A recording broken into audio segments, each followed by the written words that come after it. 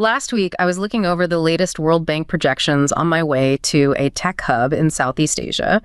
The data was bleak. To put it mildly. Right. If you believe the charts, the region was in the middle of a 2026 downgrade, a victim of the global trade war. And the narrative in the West was just so clear. Southeast Asia was finally stumbling, unable to handle the heat of new tariffs. That's the story you hear everywhere. But then I'm standing on this observation deck of a massive automated port in Malaysia, and the whole crisis felt like a hallucination. Below me, the movement was just relentless. And it wasn't just goods being moved, it was entire production lines being unboxed. There was this strange, quiet confidence in the air, a kind of technocratic stillness. Yeah, that feeling. And I spoke to an investor there, someone who had just moved a massive amount of capital out of European equities and into these industrial zones. So when I brought up the downgraded growth and the rising tariffs, he didn't even look up from his tablet. He said something that just stayed with me. He said, "The West is busy legislating. We are busy pouring concrete." Wow. That says it all, doesn't it? It really does. To him, the tariffs were just volatile documents, paper shields from a deindustrializing world. What he cared about was the physical certainty of the new rail lines connecting his factories to the Eurasian heartland. The tangible assets. Exactly. And that moment of disconnect was just jarring. You have one side of the world cheering for tariffs like they're winning a war, and on the other, those same tariffs are viewed as nothing more than the entropy of a fading order spilling into a more dynamic room. It sounds like you realize we've all been misdiagnosing the problem. I think so. This isn't a Southeast Asian failure. It's a civilizational spring happening in the shadow of a Western winter. And if you're looking at trade charts to understand the future, you're looking at the wrong map. That quote perfectly captures the core paradox we're diving into today. And it validates this necessary shift in focus you're talking about to really get what's happening with global economic change. So that's our mission for this deep dive. Exactly. To explore this crucial disconnect. Right. Why the region's foundations, the physical, the financial, the strategic policy, are being built to create an internal resilience, almost insulating it from those external market narratives, especially the fear of the 2026 downgrade. We're moving the conversation away from tariff projections. And toward genuine, measurable, on-the-ground development. Okay, so let's unpack this resilience by focusing on those tangible foundations. We're looking at three massive interlocking pillars that are holding up this civilizational spring. Right. The first is that physical backbone, the infrastructure connecting the Eurasian map, establishing brand new trade channels. The second is the strategic financial defense, this push towards monetary autonomy that acts as a firewall against dollar volatility. A crucial piece. And finally, the deliberate mobilization of state capacity for highly targeted, high-tech industrial growth. Vietnam's new economic playbook is the perfect example here.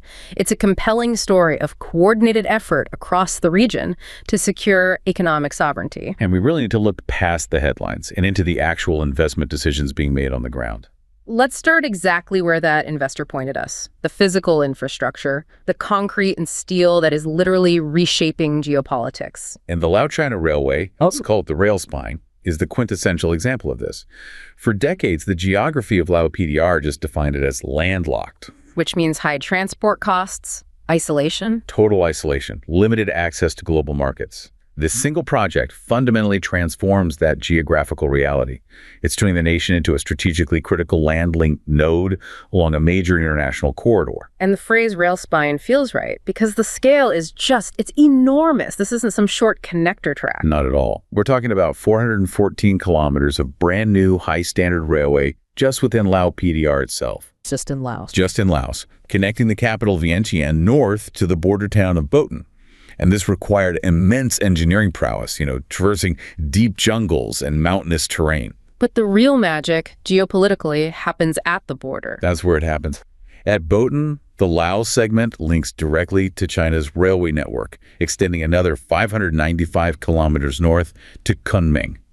So what you have is an integrated high-speed artery, creating this possibility of a seamless, reliable, rail-based supply chain. Running from the heart of China down through Laos to Thailand, and then eventually through existing links all the way to Singapore. That seamlessness is the key, isn't it? Because it just redefines economic distance. We hear about speed, but what's the real tangible time compression this offers? The time savings are revolutionary. Just consider the Vientiane-Tibetan journey. Okay. That was a grueling 15 hours by car. 15 hours. And often longer, thanks to the terrain of National Road 13, parts of which haven't seen a major upgrade since the late 90s. So what is it now? It drops to less than 4 hours by rail. Wow. And for domestic travel, the trip from Vientiane to the tourist hub of Vang Vieng shrinks from 4 hours to about 1 hour. This isn't a marginal improvement. It's an order of magnitude reduction in travel time. Which is a direct, enduring reduction in the cost of trade, travel, everything. It's a permanent shift in comparative advantage. And if you look beyond just that immediate route, this railway is tapping into a much older, much grander strategic vision. It is, exactly. This is where the long-term thinking comes in.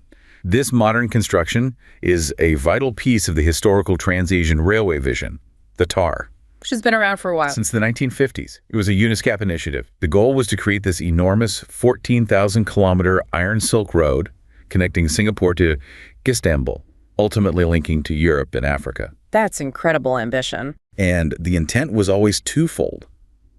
Accommodate the massive increase in Eurasian trade they saw coming, and, crucially, provide transformative economic opportunities for landlocked countries like Laos.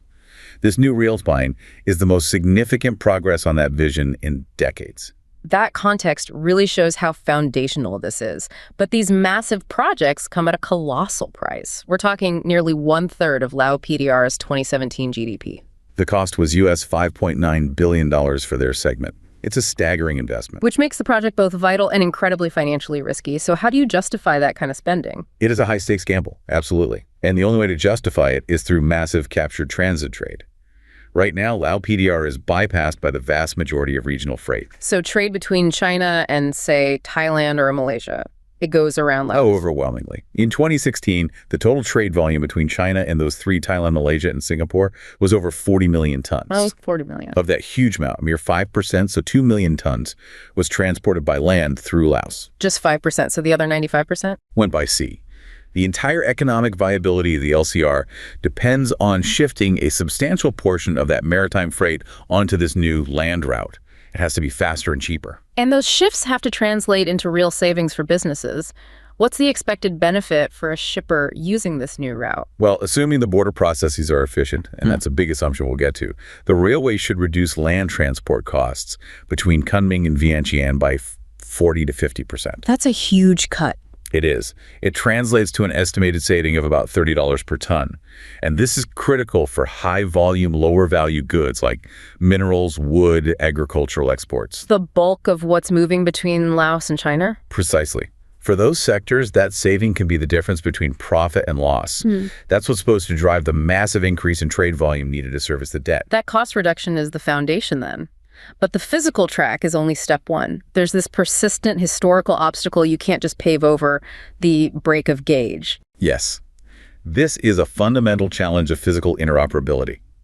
If you look across Eurasia, the international standard gauge, the one used in China, Europe, Turkey, is 1,435 millimeters wide. The standard. But most of Southeast Asia, Thailand, Malaysia, Vietnam, they inherited older systems that run on the narrower 1,000 meter gauge.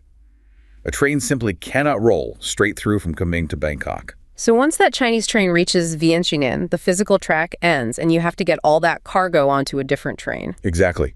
You need transloading. It's a complex and costly process of physically shifting containers and bulk goods from the standard gauge train onto a waiting meter gauge train. This requires specialized, mechanized facilities. Which are planned for the freight station near Vientiane at Thanling. That's the plan, relying on the existing Thai meter gauge network to continue the journey deeper into ASEAN. Which means the efficiency of that one specific facility, that transloading station, dictates the entire cost benefit for the whole corridor. It absolutely does. If that process is slow or expensive or damages goods, the time savings from the high-speed rail just evaporate. So how big of a deal is it? The analysis looked at 4 main scenarios. The results were stark. The biggest cost reduction, over 50% for transit between Kunming and the Thai port of Laem Chabang, is only achieved in a hypothetical scenario where the standard gauge is extended all the way to the port. Which isn't happening anytime soon. No. So under the current reality, where you need to transload a Vientiane, the cost reduction is still substantial, but it highlights that persistent challenge. The concrete only works if the transfer points are masterfully engineered. Which brings us directly to the next critical challenge. The soft infrastructure has to match the hard infrastructure. Building the railway is only half the battle. That's the crucial takeaway from all the modeling. The expert consensus is clear. Physical infrastructure alone is not enough to deliver transformative change. The key to unlocking the rail spine's potential lies in Lao PDR overcoming its historically poor performance in trade facilitation, customs efficiency, regulatory consistency. The paperwork. Without those reforms, the country will inevitably become the bottleneck that chokes the flow of goods along the entire corridor. And the performance gap isn't small. Laos is really the weakest link compared to its partners. The data supports that unequivocally. Across global metrics, Lao PDR lags significantly behind both China and Thailand. If you look at the 2018 Logistics Performance Index, Lao PDR's customs score was only 67.1. And China's? Thailand was at 80.5, China at 84.5. And when you look at compliance with the WTO Trade Facilitation Agreement, Lao PDR had only complied with 21% of the key measures. Its neighbors were nearing full compliance. That regulatory deficiency, that governance gap, it weakens the whole chain. It does. It makes the entire trade corridor less attractive for international shippers. So let's talk about the payoff for closing that gap. We mentioned these huge projected GDP gains, but they only happen if the soft infrastructure is fixed. Right, and we're looking at what economists call Computable General Equilibrium Models, CGE models. They aren't just simple projections, they simulate how a change in one area affects everything else. And what did these complex models predict? If Lao PDR only builds the railway, just the infrastructure part, that's scenario A. The predicted real income gain is a modest 3.1% GDP increase. Okay, 3.1%. But, and this is where it gets really interesting, when that infrastructure improvement is paired with significantly reduced border delays and fewer trade policy restrictions, which is scenario B, the gains jump exponentially. How much? The CGE model shows real income increasing by 9.2%. A different model, the SGE model, shows a stunning 21.6% GDP gain. 21%, that's transformative. It is. And it proves that the massive infrastructure investment only generates those kinds of returns when the state's administrative capacity, the soft infrastructure, keeps pace with the technological speed of the railway. Okay, so let's zoom in on the specific bottlenecks, the administrative friction. What outdated procedures are the biggest headaches right now? There is a critical, almost comical paradox of modernization happening at the border.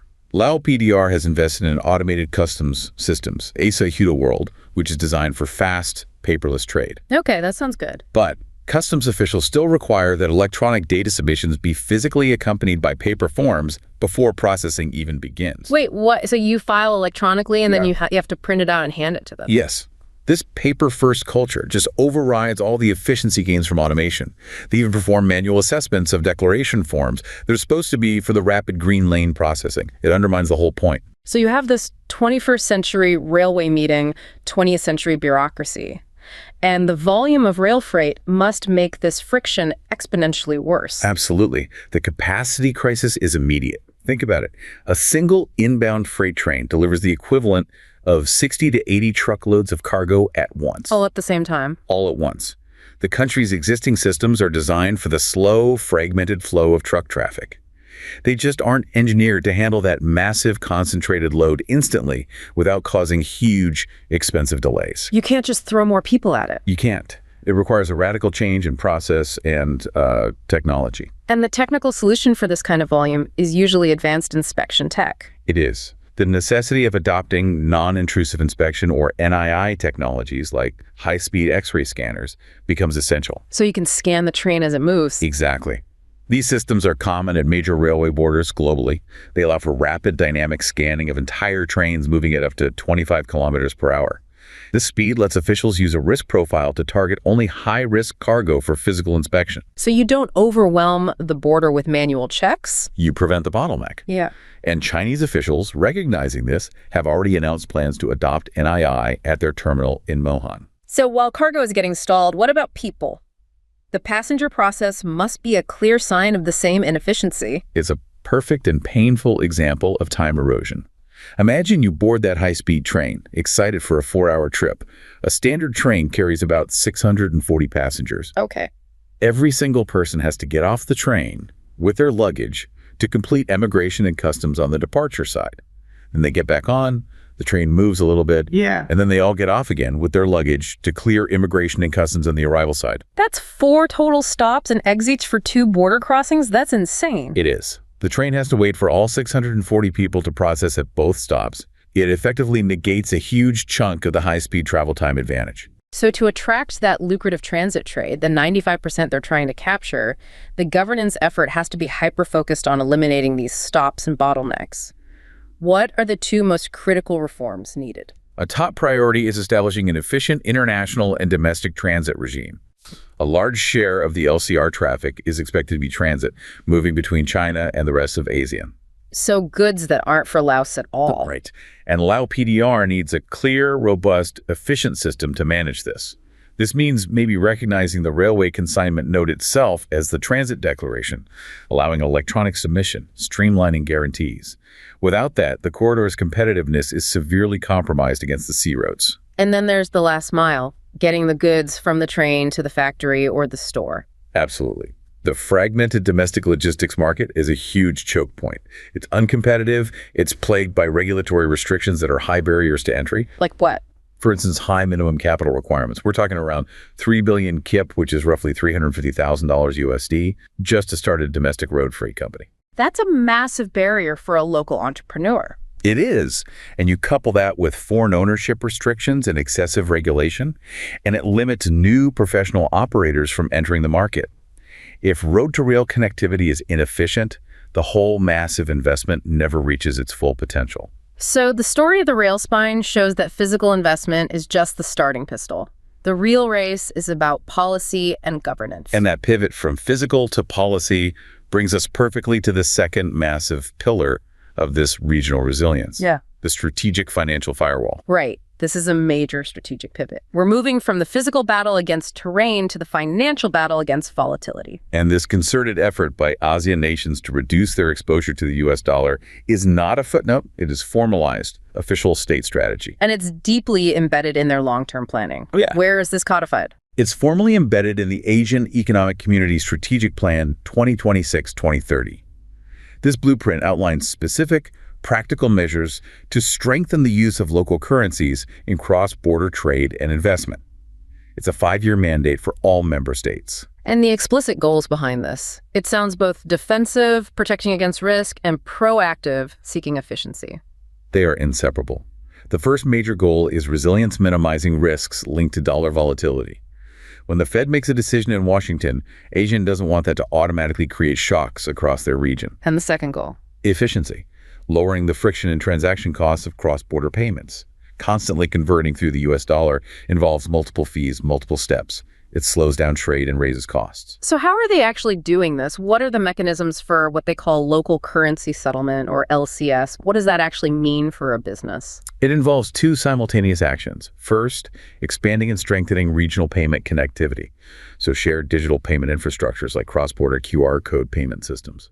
Like the ones we're starting to see for tourism. Exactly. And second, actively promoting the use of this local currency settlement. LCS basically bypasses the need for the US dollar as an intermediary. So if a Malaysian firm sells to a Thai firm, Traditionally, the Thai baht is converted to US dollars, then the US dollars are converted to Malaysian ringgit. LCS allows the 2 central banks to facilitate the payment directly from baht to ringgit, or vice versa, using prearranged currency swap agreements. so it just cuts out the expensive, time-consuming middleman. It cuts out the dollar. Yeah. And the most visible examples are what you mentioned: retail and tourism. Thailand and Malaysia have integrated their QR code systems. A Thai tourist in Kuala Lumpur can use their Thai banking app, scan a Malaysian vendor's code, and the payment is instant, direct, and at a much better rate. And the plan is to scale that up to big industrial trade. That is the essence of the 2026-2030 strategic plan. This sounds far more profound than just a temporary market reaction. This feels like an irreversible structural shift toward, what, global financial multipolarity? That is the consensus emerging from the data. Analysts characterize this decline in dollar dominance not as a short-term blip, but as a gradual shift towards a multipolar monetary system. They see it as a fundamental rebalancing of global monetary dynamics. And in this push for financial autonomy, it seems the most powerful digital tools aren't the ones that grab the headlines, like cryptocurrencies. That's a critical point. Central bank digital currencies, or CBDCs, are proving to be far more significant than decentralized cryptocurrencies for actual de-dollarization efforts at the state level. Why is that? Because CBDCs offer what governments need: centralized control, guaranteed stability, policy integration, and the speed required for large-scale international trade. Governments trust their own central bank's digital liability far more than a volatile, unregulated asset when you're talking about billion-dollar deals. And this whole movement is clearly spurred on by the broader geopolitical context, the use of financial tools as weapons. That is the core driver behind the speed of implementation. The acceleration of this, which you also see in the actions of the BRICS group, is a direct response to geopolitical tensions and, most relevantly, the increasing use of economic sanctions. The realization that your reserves can be seized. Or your access to the global financial plumbing can be revoked. That prompts governments everywhere to accelerate efforts to diversify their reserves and rapidly develop independent settlement mechanisms. It's about reducing exposure and securing sovereignty. They're building a self-contained financial house to protect the concrete they're pouring. We've covered the physical backbone and the financial firewall. Now we move to the third pillar, focused state capacity. And Vietnam is a prime example of a nation deploying strategic industrial policy to achieve autonomy and escape that middle-income trap. Vietnam is a fantastic, high-stakes case study. The arrival of TLAM in 2024 wasn't just a political change. It signaled a real pivot point for Vietnam's entire industrial playbook. They're introducing their most comprehensive industrial policy framework to date. And it's explicitly designed to reverse past failures. What were those failures? In the early 2000s, the approach was fragmented. The government poured massive support into sectors like automobiles and shipbuilding, heavily favoring state-owned enterprises, or SOEs, and relying on protective tariffs. And it didn't work. It largely failed. It didn't increase domestic content, it didn't generate real technology transfer, and they couldn't compete internationally. Yeah.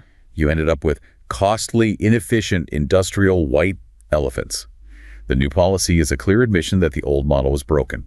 So what's the defining characteristic of this new paradigm? The foundational shift is institutional. The elevation of the domestic non-state private sector.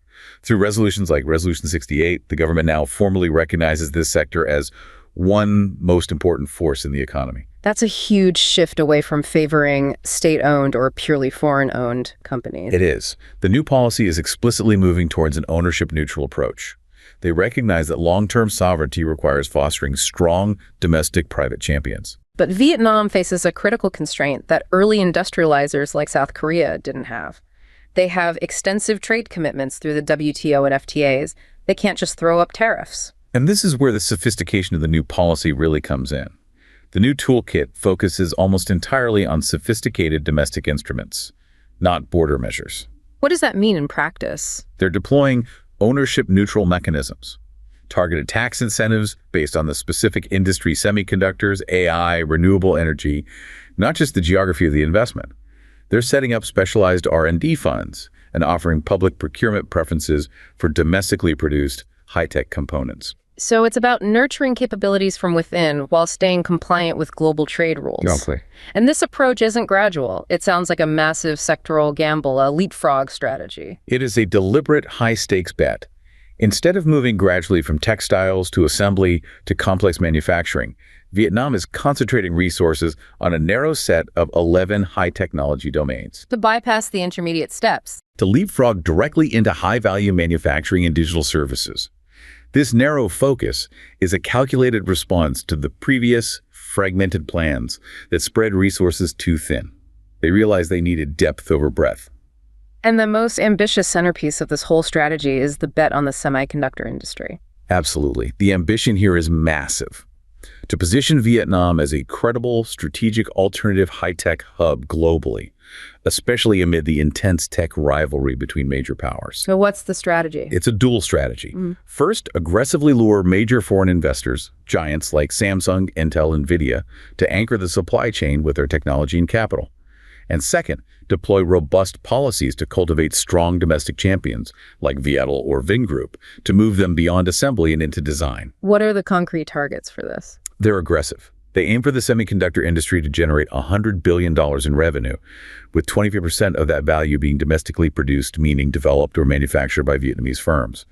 This is all supported by specific legislation providing a whole package of incentives. This is an impressive display of state ambition. But capacity always meets constraints during implementation. What are the key internal hurdles that could derail this? The human capital gap is the most pressing and acute constraint. It's a structural vulnerability. The semiconductor industry alone needs an estimated 20,000 highly trained engineers within the next 5 years. And how many do they have now? They currently have only about 5,000 trained engineers in the field. So a 75% shortfall in core talent, that's a staggering mismatch. You can pour all the concrete you want, but if you don't have the people to run the clean rooms... The investment sits idle. It's a multifaceted problem. The state is investing in universities and foreign training, but that kind of upskilling takes time. This skills gap fundamentally limits the ability of local suppliers to meet the quality standards multinationals require. And high-tech manufacturing can't tolerate unreliable utilities. That's the second major constraint: infrastructure and energy reliability. Persistent gaps in the national power grid pose an existential risk. The massive blackout in 2023 was a stark warning. It caused multinationals to reconsider expansion plans, didn't it? It did. High-tech facilities need clean, reliable, high-quality power, 2047. Until Vietnam resolves these gaps, the risk to high-value manufacturing investments remains substantial. It could scare away the anchor tenants they need. And the final hurdle relates to external supply chain dependency, especially on China. This is a deep-seated economic vulnerability. Despite efforts to diversify, Vietnam remains heavily reliant on Chinese intermediate inputs and machinery. About a third of its intermediate imports come from China. Especially for electronics components. Exactly. This creates obvious vulnerabilities like cost pass-through during disruptions, and it exposes Vietnamese exports to stringent rules of origin scrutiny in the US and Europe. To get genuine autonomy, they have to diversify these critical input sources. That's much easier said than done. This has been a fascinating look at the 3 levels of defense being built across Southeast Asia. The narrative is so often focused on external threats, tariffs, trade wars, but the region is clearly focused on internal construction. That is the final synthesis, really. The perceived Western winter downgrade is being met by a determined and coordinated civilizational spring. This isn't passive growth. It's being proactively and strategically built on 3 tangible, coordinated pillars of resilience. The physical certainty from the rail network, the defensive strategy of financial autonomy through local currency settlement, and Vietnam's focused high-tech industrial policy. All of these components work together. And the commitment to complementary policy, rather than fragmented efforts, is the real key to achieving sustainable resilience and defying those downgrade projections. When evaluating the future trajectory of global power and economic growth, we must learn to look past the volatile documents of legislative uncertainty and focus instead on the enduring geopolitical significance of poured concrete and connected rails, which are redefining the global economic architecture from the ground up.